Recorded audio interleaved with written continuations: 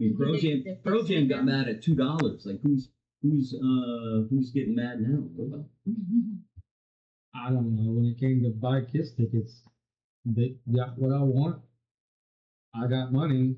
I'm gonna pay it. Mm-hmm. What are you gonna do? You can bitch. No, exactly. I mean, like, what are you gonna pay it? Somebody was bitching today about a $16 hamburger. You bought it. You had the choice to buy it Absolutely. or not buy it. You bought it. What are you gonna bitch about? I wanted first. You paid what? How much to go see the most overrated band in the entire world?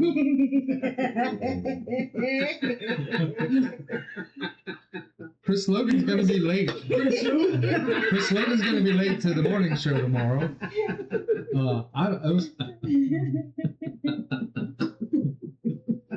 What that meant was Cody's walking home. So I wanted first row seats. Mm-hmm. Couldn't get it. So I got fourth row seats, probably at grand a piece. A grand a piece. About. That's insane. And how close were you? Fourth row. Fourth row. Mm-hmm. Was it worth it? I'm really asking you that question. I've been a Kiss fan since 1996 when they did the reunion tour. And my mom. That was the 5th or 6th reunion. It was the first. Really? First. Okay. And I was a big Kiss fan. I had tickets to see them at Booty Fest. Yeah. But some dude who had time over me decided to put his leave in instead. Couldn't go. Mm-hmm. So it was their last tour. So my wife bought me the tickets. Mm-hmm. And I have smash guitar. And nice. I did it. I just couldn't get backstage because it was all booked. Yeah. It was all booked. But I bought the guitar and he smashed on stage. And it was good. When the pyro went off, like you would flash sweat. Yeah, awesome. It was everything. Yeah. Everything I thought it would be. When Paul Stanley flew over to go to the mid stage to do his little thing, it was everything I thought it would be. I probably didn't have to sit there with my tongue out hoping I'd get some of the sweat. Yeah, and getting tickets was always perks. But I'm personally not a big concert fan. I really don't. And people look at me or say that just what you like when you did like. You don't like concerts? I really don't like concerts. I don't. I'll go see a cover band, like 80s Experience, Molly Ringwald's. I'll go see them before I go see another band. I don't want to hear you change your song, though. You're bored with your song because you've been singing it for 15 years. Dude, I'm not bored with your song because it's on repeat in my car. I want to hear you sing it the way you sang it on the record. Right, yeah. I don't want to hear you change up the lyrics, and I don't want to hear you change up the pace, and I don't want to hear you change up the way you do it. The biggest disappointment I've ever had going to a show was Tool. Yeah. Because I've seen them back when they did their shows, and it was awesome. And then all of a sudden, something changed. And he just sat there, and he was not in pressure. What was, how recent was that? The late aughts. Okay. Because I had a friend of mine that went to a show in Biloxi, and he hated it. Yeah.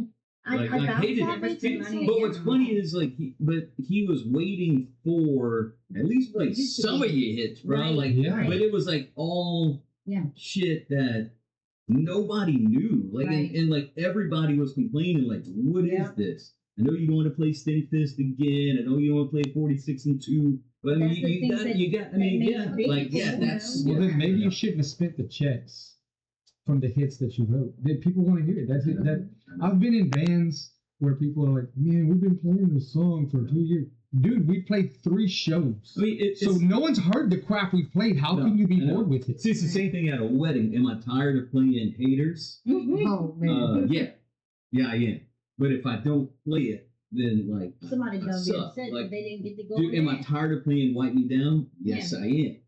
But if I don't play it, then it's and that's part of like people say radio is repetitive, and there is some argument for that. But like you have to play some of that stuff because that's what people like and that's what they hold on to. You're not playing your favorites. You're not playing it for the audience. Yeah. But I got a trivia question. All right. Milli Vanilli. That was my first concert. You know it's true. First concert. All right. I loved it. But I was front row. One of the few times I was ever front row for a concert. It's another clue. I was given these tickets. I didn't buy it, but I asked for it. Anybody want to take a guess? This was like 2008-ish, maybe 2007-ish. Backstreet Boys and Movies and Blondes. No, What was the genre? I'll give you that. You know what Britney. Miles? Taylor Swift. I'm gonna laugh when I tell you, but I was a big fan of hers. Hip hop. Kelly Clarkson. No. Her sister had a reality show. Jessica Simpson. Ashley Simpson. Yeah. Really? Yeah. Yeah, I was front row with like a bunch of screaming girls for Ashley Simpson. It was awesome. It was awesome.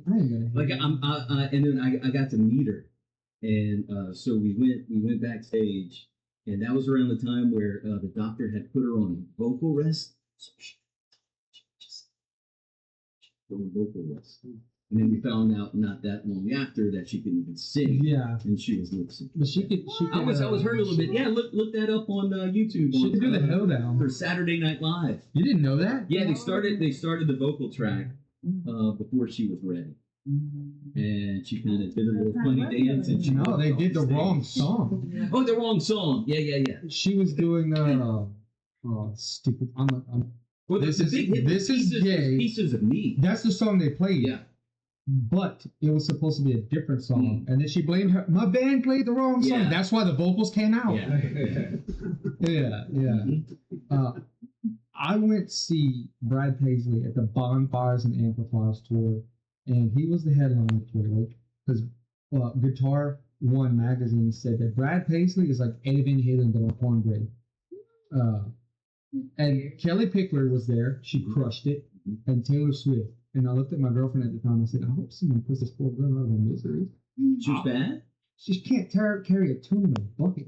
Maybe what she does now with all the auto-tune. Well, I mean, she's part of the Illuminati now, so she's... Yeah, you're right. But singing is not her thing. Singing. I hope that one of us would die. Hey, it was that bad? or I would have been dead. I mean, compare that to the album. Like, yeah, no, because when you listen to her on the radio, there's nothing wrong with it. At the time, I worked in a jail, so like I would watch the country music videos in the morning, and I liked some of her songs. I was like, "It's catchy. She's kind of cute. Whatever."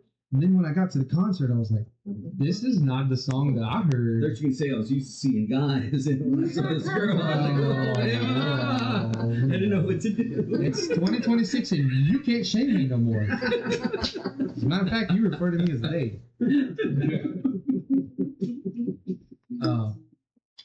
So how do you feel about the rock scene? Like, so you own Rock Station. Is rock dead, like they say? Or Dave Grohl swears it's not, from the Foo Fighters? Who's out there killing it, still making new rock music and making money off of it? I mean, a lot of the bands are making new stuff right now, which I think is very, very cool. Evanescence has a brand new song that's probably equally as good as Bring Me to Life. Really? Yeah, it's very good. It's very good. There you go, my little emo. Yeah. Oh, super emo. Yeah. Super emo. Which, by the way, Bring Me to Life was the biggest song that I was ever part of, like in radio. It was huge. Like, it wasn't a lot of radio stations live. Like, this is the most requested song, or like, we got emails for that. I mean, all the top 88, all that shit's alive, right? It was just whatever you wanted to put in there, whatever we thought was close or whatever. Like, there was never a science that went into doing like the Pepsi thing. But like Evanescence was real because I had so many phone calls, so many emails kind of big at the time. We called them eQuest, and like we would get emails and everything. It was huge. Okay, what you asked me was the question? New rock. Sorry. Yeah. So I don't know, man. It's. That was probably me. I know. That's old age. No one else listens when I talk either. The whole landscape is changing.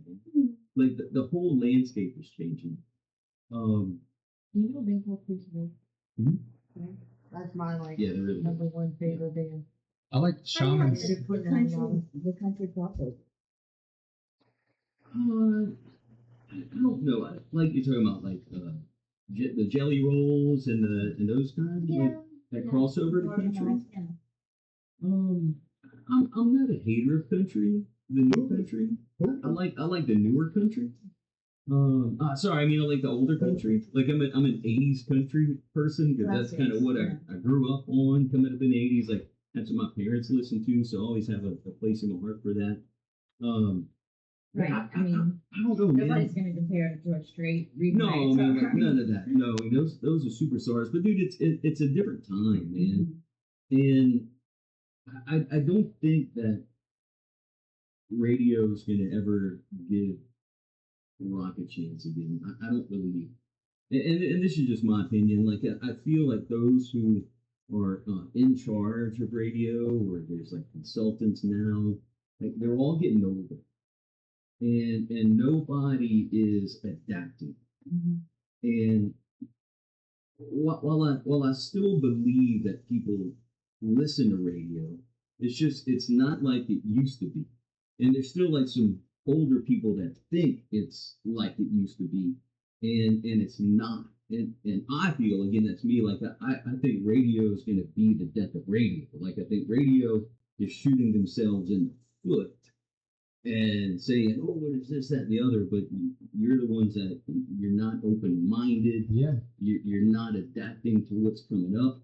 Like, I mean, I don't want to bring anybody's age here, but I feel the younger demographic didn't really come up with radio the way some of like the older people did. Right. So I feel like if you're 35 plus, you still have a little place in your heart for radio because that's what you grew up on.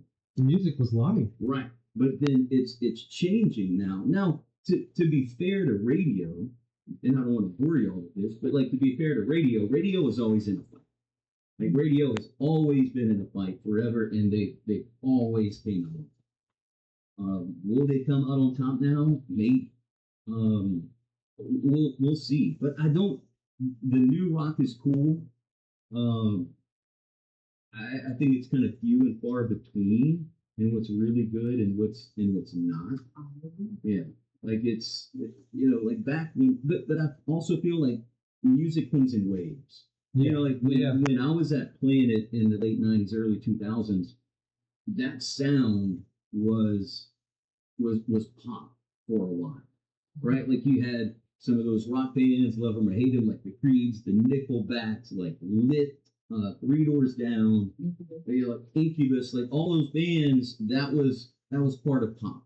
Yeah, because they would play on 94.5. They would play on KSMB. Yep. And then like it took a turn, and then it kind of went to like at the time hip hop. Like when I left playing it, I was part of the team that started pop. I started there from day one. But around that time, like when we started that, I don't think they knew, but that wave was coming up. And then like 2003, 2004, that rhythmic hip hop dance sound just completely took over.